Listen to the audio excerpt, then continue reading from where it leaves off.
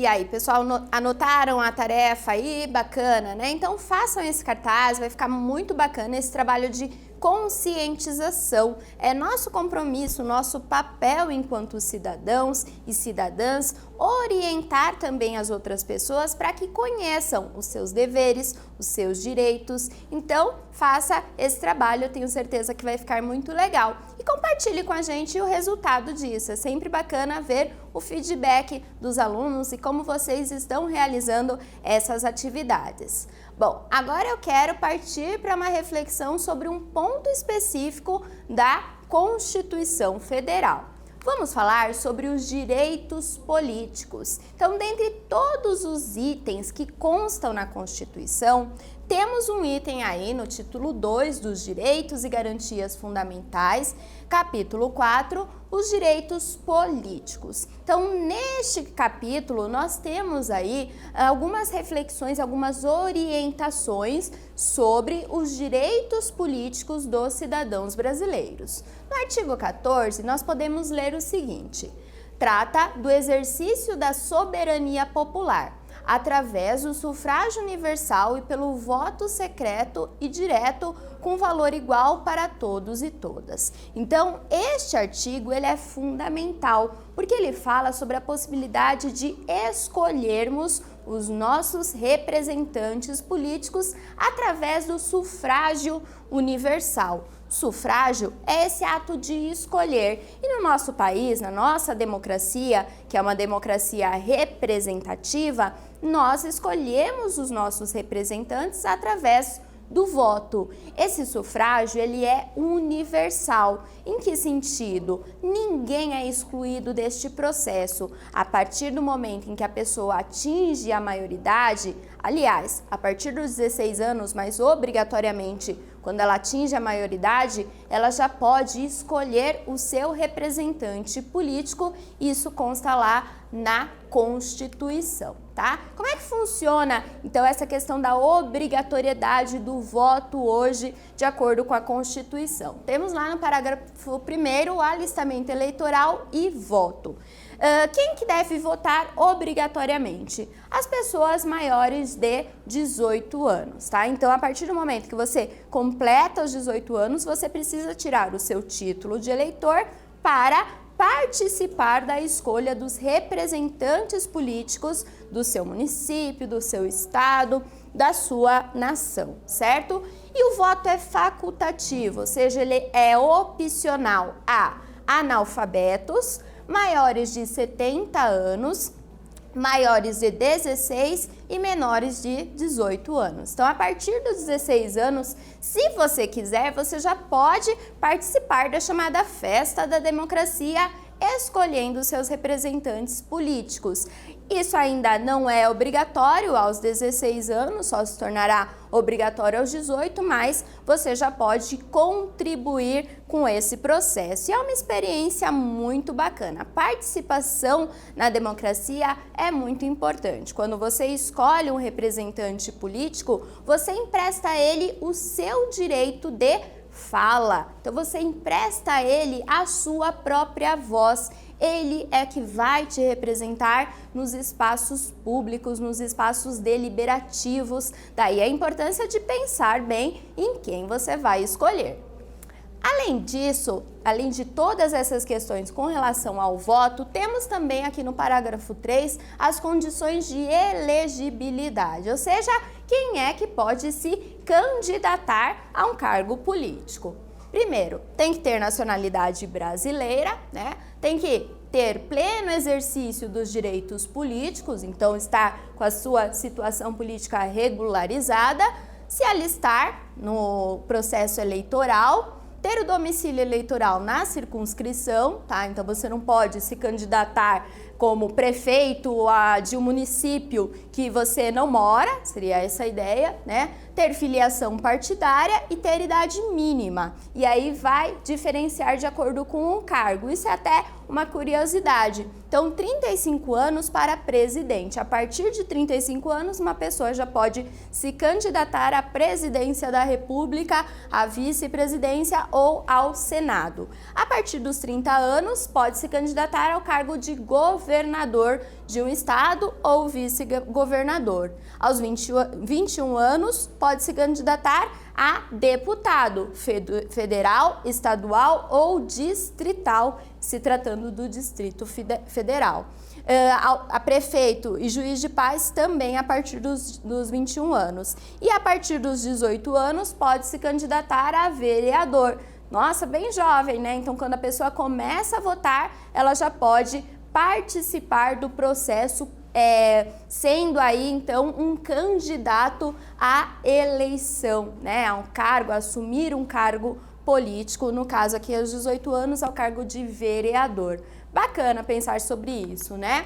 Então, lá no capítulo 5 da Constituição, ainda daquele mesmo título que trata desses direitos fundamentais, nós falamos também, encontramos aí também o artigo sobre os partidos políticos, tá?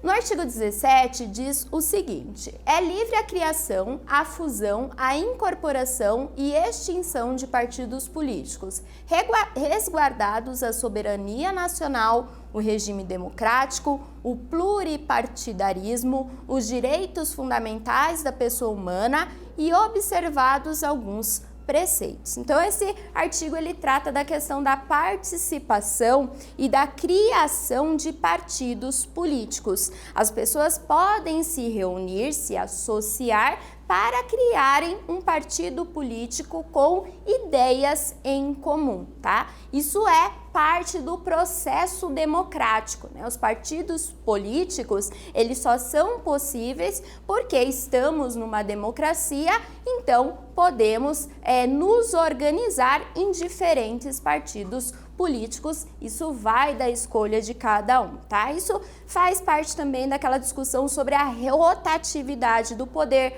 a importância de tempos em tempos os partidos aí terem essa transição, né, a rotatividade do poder para que o nosso país seja representado como um todo.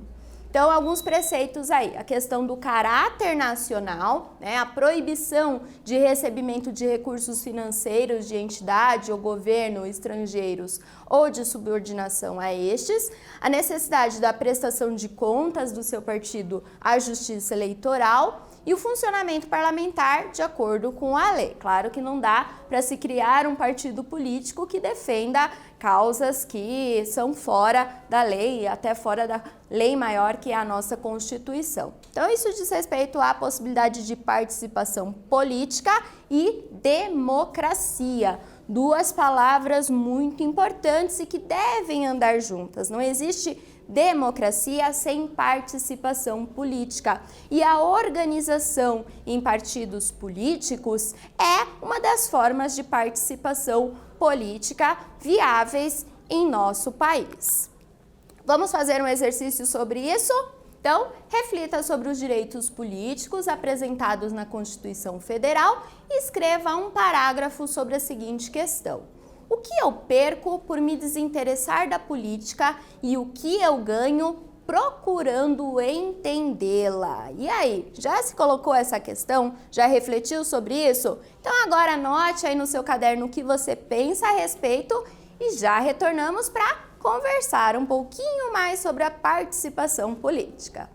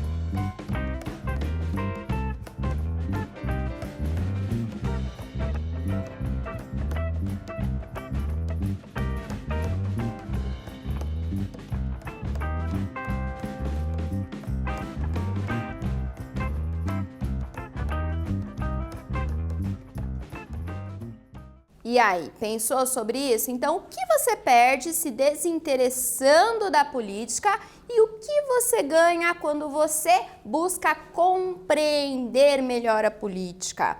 Vamos lá, então, aqui para uma sugestão de resposta? Obviamente, essa é uma questão de ordem pessoal, porém, eu vou deixar aqui para você uma reflexão.